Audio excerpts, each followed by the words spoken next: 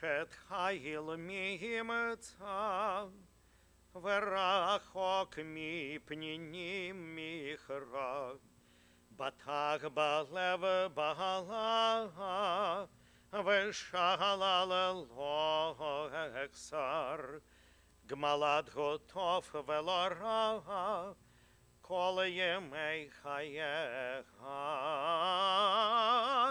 פיך פתחה בחוכמה, ותורת חסד על לשונה, צופיה לכבוד ביתה, ולחם עצלות לא תאכל, כמובנך ויבשרו, בלהה ויחללה, רבות בנות עשו חיל, ועטלית על כולנה.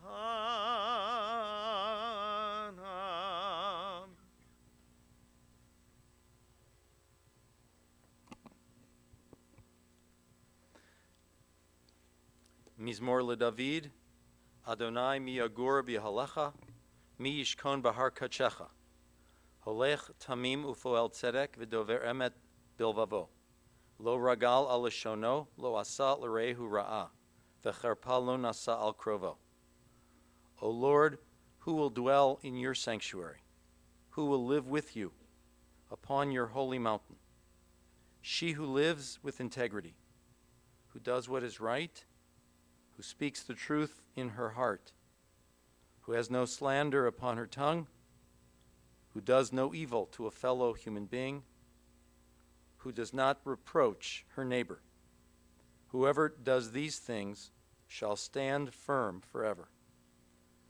Mizmor LeDavid, Adonai ro'i lo echsar binoteshi yarbitzeni, al mei menuchot yinahaleni, nafshi yeshovev yancheni v'magle tzedek, leman shemo. Gam ki elech begeit salmavet, lo ira ra ki ata imadi. Shiftacha umishantecha, hema yinachamuni. The Lord is my shepherd, I shall not want. He has me lie down in green pastures. He leads me beside the still waters. He guides me on paths of righteousness. He revives me for the sake of his glory. Though I walk through the valley of the shadow of death, I fear no harm, for you are with me. Your staff and your rod, they comfort me. You set a table in sight of my enemies. You anoint my head with oil. My cup overflows. Surely goodness and mercy shall follow me all the days of my life, and I shall abide in the house of the Lord forever. It was something that I'm not sure you all really picked up on at the time, but you were talking about your mom being a good reader and keeping up with daily events and issues of the day and the news. And Jeff, you said several times, you know, she reads every page. And you kept using the present tense. She reads every page. Now it struck me that you didn't say she used to read every page. And you said this is the day after she died. And you're still saying she reads every page. Because it's difficult to stop using the present tense.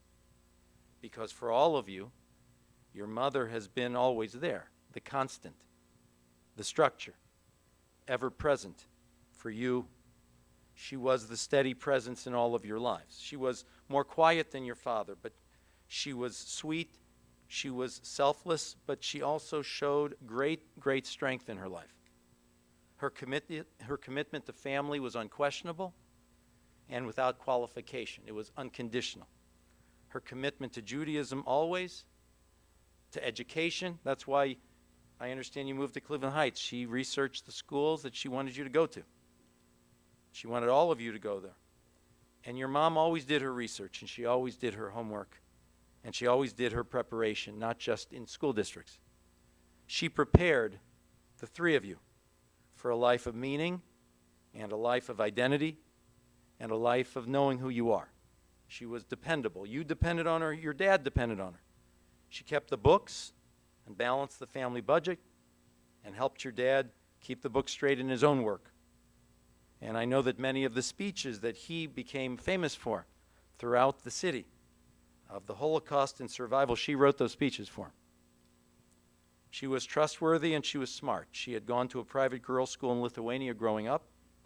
She had learned to appreciate culture, and all of your exposure to art, to music, came entirely because of your mother. You also knew your mother to be a great listener. So did her friends. She was a trustworthy and perceptive listener to friends. She would hear you out. She would give good advice. She wouldn't use it as an opportunity to lecture you about something else. She would help you with what you were asking about. There was such sadness to what she had witnessed in life. And Sherry and Jeannie, you had both said you wanted to make her happy, to do well, to make her proud. And you did. Her children and her grandchildren gave her incredible joy. And even as she grew frail, she would find strength to be with them always. Many of the circumstances of her early life were circumstances she hadn't asked for, circumstances that no one would ask for. She lost her father. She lost her youngest brother. She had been the eldest, and she and Bill, who we offer condolences as well today. She and Bill were separated during the war, nevertheless survived, reunited literally on the street in the town during the shock and trauma that existed after the war. She became the glue of the family, bringing family together for holidays. She came here after her experience of the camps and the war. She had family here, but it wasn't always easy. And she and your father built a life and built a world for you. They were very focused. They were supportive of each other. They understood each other. Sometimes it's as important to understand your partner as anything else. And she understood him. And he understood her, and they shared the same dreams. Your father would be out earning his living. Your mother took care of you and took care of the home. Her meals were legendary and meant to be eaten in full or used for the lunches that week. No food was ever wasted. Sandwiches, who needed them? You had whole meals for lunch. There was not a speck of food left after using it for the family meals. You also remember that if you ever took the garbage out and left the home even for a moment, she'd lock the door before you got back. Much of her life was undoubtedly shaped by some of her own life experiences. She and your dad felt that we should never be so naive in this country or any other country, that there would always be people who would hate and always be people who would hate minorities, and that we would have to be vigilant for that. But she believed in the power of education. Her love of reading led to her working in the library at Millikan for a while, and she certainly wanted that education for all of you. She believed in Zionism. She loved her Judaism. And she taught you respect for the tradition. The world knew your dad as the front man, the voice speaking about Jewish continuity and Jewish survival. But you knew Paula represented Jewish continuity and Jewish survival. And she lived it every single day to you as the matriarch and the role model in the family. A role model for kindness and perseverance and substance and strength. She didn't have to lecture about the Jewish experience to groups. The Jewish experience was inside of her. It was in her hands, in every meal that she prepared for you. It was in her face as she smiled at her grandchildren, or she showed sadness at certain moments. It was in her open arms in welcoming people to her home.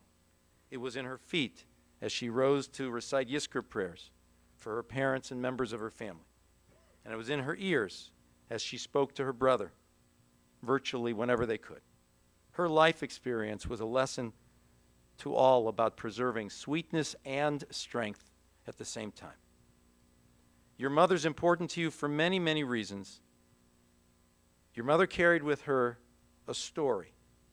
It is a story we know very well from newsreels, and it's a story that we're still learning about. It's a story that ended millions of lives, and yet it is a story that some people are so evil that they deny it. It is a story of prejudice and persecution and a final solution and a concentrated effort to wipe the Jewish people off the face of the earth. And your mother carried with her that story of seeing families torn from each other, of losing her family, of many members of her family, of literally having virtually everything about her past erased and nullified, an entire life history obliterated and needing to start again. and with the ending message that we've all heard of never again. And yet, it was a life filled with undeniable miracles, undeniable, of surviving and of having her mother with her in the camps and of meeting her life partner amidst the survivors and of being introduced by him by her own mother, of rebuilding, of recreating, of rebooting her life, of having not only grandchildren but great-grandchildren, undeniable miracles, and of having those great-grandchildren walk around with the Torah on Friday night. And don't kid yourself, that's part of the miracle. To have her grandchildren give out instruments and hang out on the bima. And I say this is a miracle, and can anybody deny it? Stories tell us who we are. Stories we tell and retell establish our identity. And survivors had to decide which stories they would retell. And perhaps at first after the war, it was all about becoming American and having all of you become American. And you are, and you feel it that way. But that's not all that you are. To know who you are as a family, multi-generational family, to know who you are is to know this story. And the story can be around you your whole young life, and you can learn it and hear about it as a little kid in bits and pieces, and still you don't get it. But there comes a time when you explicitly say to yourself, this is part of who I am. This is part of my story.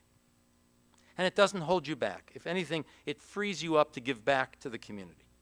It frees you up to make your life more meaningful and to strengthen your family and your faith. Just the things that your mother and your grandmother would want you to do.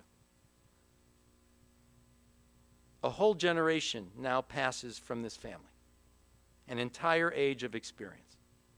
An entire generation of witness passes now from this family. Certain stories are now going to be remembered not out of life experience. They're going to be retold as stories to the next generation. And you could be tempted to say, who is here now to teach by example to the young people? Who is here now to teach the lessons to the next generation and to represent the families, the values of this family? And with all due respect, Jeannie and Sherry and Jeff and to all your kids, how many more years do you need? It's your turn. You need no more time. You have no more time. It's your place now. If you don't know the story by now, how many more years would Paul have had to live to teach you who you are? You know exactly who you are. And you learned the lessons. And now it's your time. You'll have the same opportunity in the present tense and you have the same responsibility to teach those children that come after you and let them learn who they are. So I just want to finish with Jeff this story about your mom that you got a call, I don't know how long ago, not too long ago. You got a call at 5 a.m., 6 a.m. from your mom. She had been in pain since 2 a.m., but she didn't want to bother you. You got her to the hospital, and evidently she had survived a heart attack that had started at 2 a.m., hours earlier, but she didn't want to disturb you. Your parents had a story to tell, but they never wanted to disturb you. But ultimately, they realized it was their story to tell. They didn't want it to hold you back, to tie a badge of gloom and doom around your necks forever. And it wasn't going to. It actually ended up being a story that you carry with honor. You'll now retell this story with pride and with determination and with honor, and you'll go out and make a better world, you and your family. She lived with a good name, and she died with a good name. Courtney.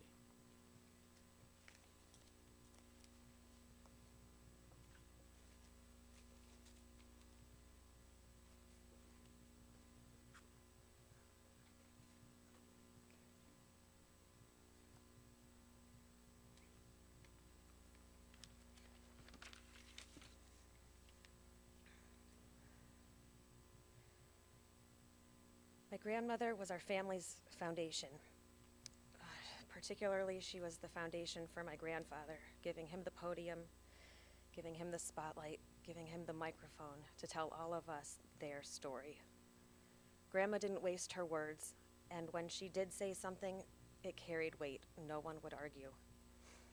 When our parents were younger, it was Grandma who set the tone. She kept the house, she kept Leo, she kept everyone close. and it's perhaps the reason why we're all so close now. She instilled in each of us certain core family values. See, Grandma was most proud of her family. We all felt Grandma and Grandpa's longing for a family. We wanted to rebuild the family that was taken from them during the war. And as it turns out, they built this huge, incredibly close family. And we think we're close by choice because we all get along so well, because we're all so normal. Or at least we think we're normal, considering how not normal Grandma and Grandpa's backgrounds were. But in fact, we're close because of Grandma and her subtle nature. She never forced family, or anything for that matter, on us. She never hocked. She never laid on any Jewish guilt. That was not her nature. Rather, she was the silent shepherd of us all. She led by example. And perhaps a more overt act of hers was that she coordinated a number of cruises for our family over the years. She referred to them as a family reunion, which is funny given that at the time we took those cruises, 12 of the 13 of us lived within a mile or two of each other. She always wanted us to be together, but no matter what, it was never about Grandma. She never wanted any attention. She was content being the quiet heroine of our family. That was Grandma. These last few years were not easy for her. We knew it, but she would never complain to us.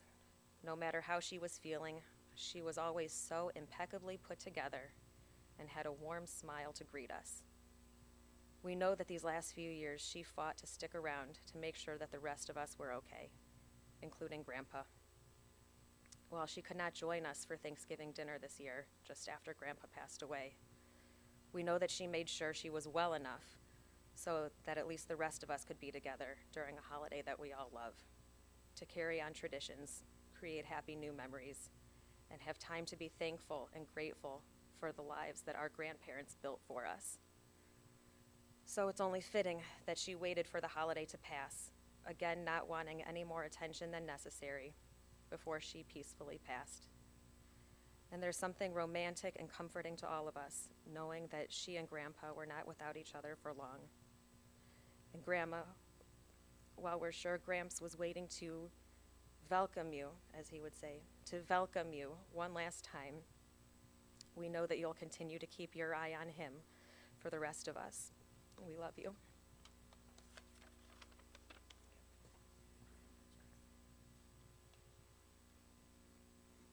Please rise, everyone.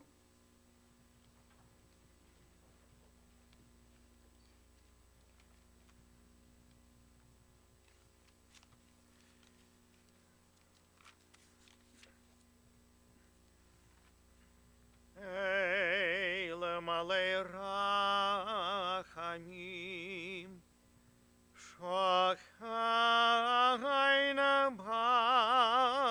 bamramim, hametzemeno hanechona, tachat kanefei ashchina, b'mahalot kedoshim adhorim, כזוהר הרקיע מזהירים את נשמת פשע בת יעקב ושפרה שהלכה לעולמה בגן עדן תחי מנוחתה הנבא לו הרחמים אז תראה בסתר כנפך לעולמים ותצרור בצרור החיים את נשמתה אדוני נחלתה ותנוח בשלום על משכבה ונאמר